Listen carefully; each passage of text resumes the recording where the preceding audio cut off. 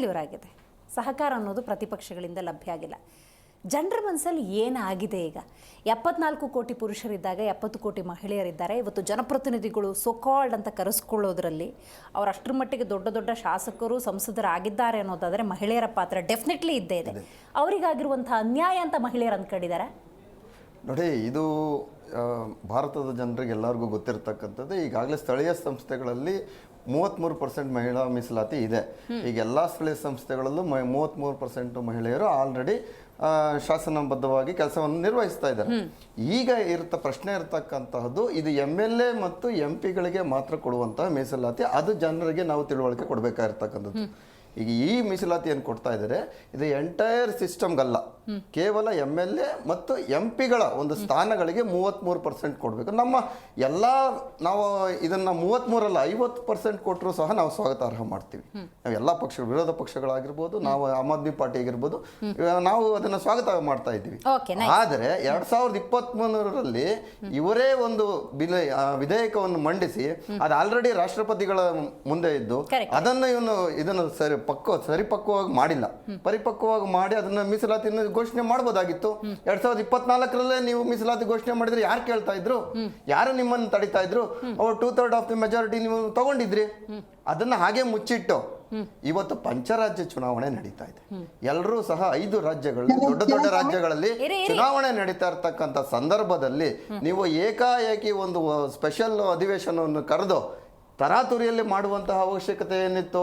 ಮತ್ತು ಮಹಿಳಾ ಮೀಸಲಾತಿ ನೆರಳಿನಲ್ಲಿ ಡಿಲಿಮಿಟೇಷನ್ ಮಾಡ್ತಿದ್ದೀರಲ್ಲ, ಇದಕ್ಕೆ ನಮ್ಮ ವಿರೋಧ, ಪ್ರತಿಪಕ್ಷಗಳ ವಿರೋಧ ಇರತಕ್ಕಂಥದ್ದು. ಮಹಿಳಾ ಮೀಸಲಾತಿಗಲ್ಲ ಇದು. ಮಹಿಳಾ ಮೀಸಲಾತಿ ನಾವು ಯಾವಾಗ ಬೇಕಾದ್ರೂ ಕೊಡಬಹುದು, ನಾಳೆನೂ ಕೊಡಬಹುದು, ಇವತ್ತು ಕೊಡಬಹುದು, ಮುಂದಿನ 15 ದಿನ ಕೊಡಬಹುದು. ಈ ಎಲೆಕ್ಷನ್ ಎಲ್ಲ ಮುಗಿಸ್ಕೊಂಡು ಒಂದು ಅಧಿವೇಶನ ಕಳಿಸಿ ಇಡೀ ದೇಶದ ಜನರಿಗೆ ಮನವರಿಕೆ ಮಾಡಿ, ಪ್ರತಿಪಕ್ಷಗಳಿಗೆ ಮನವರಿಕೆ ಮಾಡಿ, ಒಂದು ಸಭೆಗಳನ್ನು ಕರೆದು ಒಂದು ನಿಪುಣ ಹೊಂದಿರತಕ್ಕಂತಹ ವ್ಯಕ್ತಿಗಳನ್ನು ಕರೆದು ಮಾಡ್ಬೋದಾಗಿತ್ತಲ್ಲ. ಅದು ಮಾಡೋದಕ್ಕೆ ರೆಡಿ ಇಲ್ಲ. ಇವರು ಚಾಣಕ್ಯ ಅನ್ನಿಸ್ಕೋಬೇಕಲ್ವಾ? ನಾವು ಚಾಣಕ್ಯರು, ನಾವು ಇನ್ನೊಬ್ರೆ ಬೇರೆ ಬೇರೆ ರೀತಿಯಲ್ಲಿ ಅರ್ಥೈಸ್ಕೋಬೇಕು, ನಾವೇ ಕೊಟ್ವಿ ಅನ್ನೋದು ಆಗ್ಬೇಕು, ನಾವೇ ಈ ದೇಶದಲ್ಲಿ ಅಧಿಕಾರ ಹೇಳಬೇಕು. ಅಲ್ಲ, ಅವತ್ತು ಪ್ರಧಾನಿ ನರೇಂದ್ರ ಮೋದಿ ಅವರು ಮಹಿಳಾ ಮೀಸಲಾತಿ ವಿಚಾರದಲ್ಲಿ ನಮ್ಗೆ ಯಾವುದೇ ಕ್ರೆಡಿಟ್ ಬೇಕಾಗಿಲ್ಲ, ಬ್ಲಾಂಕ್ ಚೆಕ್ ಕೊಡ್ತೀವಿ ಅಂತ ಹೇಳಿದ್ರು.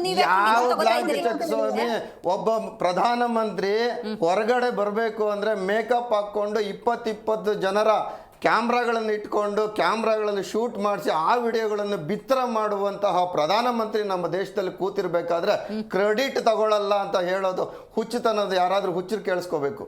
ಪ್ರತಿ ಸರಿ ಅವರು ಒಂದು ಹಕ್ಕಿಗೆ ಒಂದೇನಾದ್ರು ಕಾಳು ಹಾಕಬೇಕು ಅಂದ್ರೆ 20 ಜನ ಫೋಟೋಗ್ರಾಫರ್ಸ್, ವಿಡಿಯೋಗ್ರಾಫರ್ಸ್ ನಿಂತ್ಕೋತಾರೆ. ಎಲ್ಲಿ ಬೇಕಾದ್ರೂ, ಎಲ್ಲಿ ವಿದೇಶಕ್ಕೆ ಹೋದ್ರೆ 20-30 ಜನ ಫೋಟೋಗ್ರಾಫರ್ಸ್, ವಿಡಿಯೋಗ್ರಾಫರ್ಸ್ ಅನ್ನ ಕರ್ಕೊಂಡೋಗಿ ಒಂದು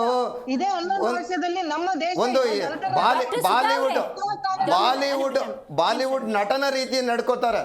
ಡಾಕ್ಟರ್ ಸುಧಾ ಅವರೇ, ನೀವು ಮಾತಾಡೋ ಕಂಟೆಂಟ್ ಇಲ್ಲಿ ಬರ್ಬೇಕು ಅಂದ್ರೆ ಝೂಮ್ ಅಲ್ಲಿ ಇರೋದ್ರಿಂದಾಗಿ ಡಿಸ್ಟರ್ಬೆನ್ಸ್ ಆಗುತ್ತೆ.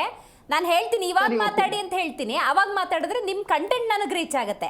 ಹಾಗಾಗಿ ಪ್ಲೀಸ್ ಡೋಂಟ್ ಇಂಟರಪ್ಟ್. ಸದಾ ಪ್ರಚಾರ ಪ್ರಿಯರಾಗಿರ್ತಕ್ಕಂತಹ ನರೇಂದ್ರ ಮೋದಿ ಅವರು ನನಗೆ ಇದ್ರ ಕ್ರೆಡಿಟ್ ಬೇಡ ಅನ್ನೋದು ನಾವೇನು ಅದನ್ನು ಊಹಿಸ್ಕೊಳ್ಬಹುದು. ಯಾವ ರೀತಿ ಅದವ್ರು ಹೇಳ್ತಾರೆ, ಇಂಡೈರೆಕ್ಟ್ ಆಗಿ ನನ್ನ ಕ್ರೆಡಿಟ್ ನನಗೆ ಅವ್ರಿಗೆ ಸಿಗುತ್ತೆ, ನಮ್ಗೆ ಅವ್ರಿಗೆ ಸಿಗ್ಲಿ, ಪ್ರಧಾನಮಂತ್ರಿ ಮೋದಿ ಅವರಿಗೆ ಸಿಗ್ಲಿ, ನಾವೇನು ಬೇಡ ಅಂತ ಇಲ್ಲ. ಆದ್ರೆ ಇದು ಎಂತಹ ಸಮಯ, ಈ ಸಮಯದಲ್ಲಿ ಹೌದು ನೀವೀಗ ಮಹಿಳಾ ಮೀಸಲಾತಿನ ಘೋಷಣೆ ಮಾಡ್ತೀರಾ, ಇದರಿಂದ ಆಗುವಂತಹ ಪ್ರಯೋಜನ ಏನು? ಈ ತಕ್ಷಣಕ್ಕೆ ಆಗುವಂತ ಪ್ರಯೋಜನ ಏನು? ಪಂಚರಾಜ್ಯ ಚುನಾವಣೆ ಮುಗಿಸ್ಕೊಂಡು ಆ ರಿಸಲ್ಟ್ ಎಲ್ಲ ಬಂದ್ಮೇಲೆ ಮಾಡ್ಬೋದಾಗಿತ್ತಲ್ಲ. ಯಾಕೆ ನೀವು ತರಾತುರಿ ಮಾಡ್ತಾ ಇದ್ದೀರಾ? ಯಾಕೆ ನಿಮ್ಮ ಭಯ ಬಂದಿದೆ? ನಿಮಗೆ ಪಶ್ಚಿಮ ಬಂಗಾಳದಲ್ಲಿ ನೀವು ಸೋಲ್ತಿರಂತ ಗೊತ್ತಾ? ನಿಮ್ ಸ್ಟೇಟ್ಮೆಂಟ್ ಅನ್ನ ಕ್ರೆಡಿಟ್ ಆಟೋಮೆಟಿಕ್ ಆಗಿ ಅವ್ರಿಗೆ ಹೋಗುತ್ತೆ ಅಂತಂದ್ರೆ ಬಿಲ್ ಈಗ ನೋಡಿ ಅದಕ್ಕೆ ಬಹಳ ವಿರೋಧನೆ. ನಿಮಿಷ ಈ ಒಂದು ಮಹಿಳಾ ಮೀಸಲಾತಿಗೆ ಸಂಬಂಧಪಟ್ಟಂತೆ ಪ್ರಬಲ ವಿರೋಧ ವ್ಯಕ್ತವಾಗಿದೆ. ಇಂಥ ಸಂದರ್ಭದಲ್ಲಿ ವಿರೋಧ ಯಾರು ವ್ಯಕ್ತ ಮಾಡಿಲ್ಲ. Please correct it. ಯಾರು ವ್ಯಕ್ತ ಮಾಡಿಲ್ಲ ವಿರೋಧ. ನಮ್ಮ ಯಾರು ಪ್ರತಿಪಕ್ಷಗಳಲ್ಲಿ ಕಾಂಗ್ರೆಸ್ ಆಗಲಿ, ಆಮ್ ಆದ್ಮಿ ಪಾರ್ಟಿ ಆಗಲಿ, ಯಾವುದೇ ಪಕ್ಷ ಆಗಲಿ, ತೃಣಮೂಲ ಕಾಂಗ್ರೆಸ್ ಆಗಲಿ ಮೀಸಲಾತಿಯ ಹಿಂಭಾಗದಲ್ಲಿರುವಂತಹ ಕ್ಷೇತ್ರ ವಿಂಗಡಣೆ ವಿರೋಧಿಸ್ತಿರುವಂತ ಇಂತಹ ಸಂದರ್ಭದಲ್ಲಿ ಆ ಮಹಿಳಾ ಮೀಸಲಾತಿ ಅನ್ನುವಂಥ 2 ಶಬ್ದ ಇಟ್ಕೊಂಡ್ಬಿಟ್ಟು ಅದನ್ನ ತಂದಿದ್ ನಾವು ಅಂತ JDS ಹೇಳ್ಕೊಳ್ತಾ ಇದೆ, ಕಾಂಗ್ರೆಸ್ಸು ಹೇಳ್ಕೊಳ್ತಾ ಇದೆ, ಎಲ್ರಿಗೂ ಕ್ರೆಡಿಟ್ ಬೇಕು. ನೀವು ಆ ಕ್ರೆಡಿಟ್ ನ ಮತ್ಯಾರೋ ತಗೊಳಕ್ ಹೊರಟಿದ್ದಾರೆ, ಆಟೋಮ್ಯಾಟಿಕ್ ಆಗಿ ಬರುತ್ತೆ. ನೀವೇನ್ ಇಲ್ಲ ಬಿಡಿ, ನೀವೇನಿದ್ದೀರಾ 1947 ಇಂದ ಇದ್ದೀರಾ, ನೀವು ತಗೊಳಕ್ ಆಗಲ್ಲ. ನೀವು ಬಂದ್ರು ನೀವು ತಗೊಳಕ್ ಆಗಲ್ಲ. ಪ್ರಾಕ್ಟಿಕಲ್ ಆಗಿ ಮಾತಾಡೋಣ. ಈಗ ಏನಾಯ್ತು ಆಕ್ಚುಲ್ ಫ್ಯಾಕ್ಟ್, ಅದನ್ನ ಸಂಸತ್ನಲ್ಲಿ ಏನಾಯ್ತು ಅದನ್ನ ಮಾತಾಡ್ಬೇಕು. ನಮ್ಮ ಊಹೆಗಳನ್ನ ತುಂಬೋದು ಬೇಡ, ಆಯ್ತಾ? ಈಗ ಆ ಕ್ರೆಡಿಟ್ ಅನ್ನ ನಮಗ್ ಬೇಕಾಗಿಲ್ಲ, ಬ್ಲಾಂಕ್ ಚೆಕ್ ಕೊಡ್ತೀನಿ, ನೀವೇ ತಗೊಳ್ಳಿ, ನಿಮ್ ಸಹಕಾರ ಬೇಕು, ಆ ಸ್ಟೇಟ್ಮೆಂಟ್ ಇಟ್ಕೊಂಡು ನಾವು ಮಾತಾಡೋಣ. And that's a six.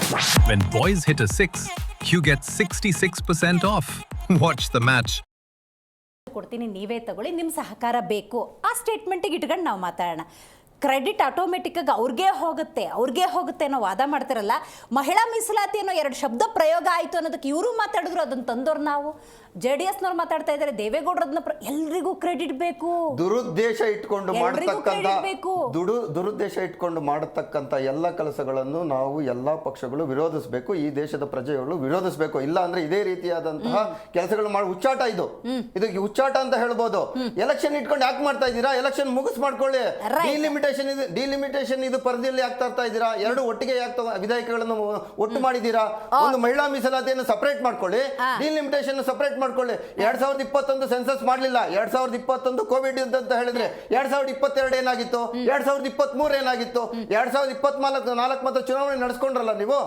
ಚುನಾವಣೆಯಲ್ಲಿ ಏನೇನ್ ಬೇಕೋ ಮಾಡ್ಕೊಂಡು ನೀವು ಗೆದ್ಕೊಂಡ್ರಲ್ಲ, ಅದೇ ರೀತಿ ವಿಧೇಯಕವನ್ನು ತರಬಹುದಾಗಿತ್ತಲ್ಲ, ಅವತ್ತೇ ಡಿಲಿಮಿಟೇಷನ್ ಮಾಡಬಹುದಾಗಿತ್ತಲ್ಲ. ಡಿಲಿಮಿಟೇಷನ್ ಇವ ಸಂದರ್ಭದಲ್ಲಿ ಮುಂದಿನ ಬಾರಿ ಇವರು ಆಲ್ರೆಡಿ ಕಾಂಪ್ರಮೈಸ್ ಪ್ರಧಾನಮಂತ್ರಿ ಆಗೋಗಿದೆ, ಎಫ್ಸ್ಟೀನ್ ಫೈಲ್ ನ ಭಯ ಬಂದಿದೆ, ಇರತಕ್ಕಂತಹ ಒಂದು ಗಾಡಿ ಸಮಯ ತುಂಬಾ ಆಗ್ತಾ ಇದೆ, ಮಾತಾಡ್ತೀನಿ. JDS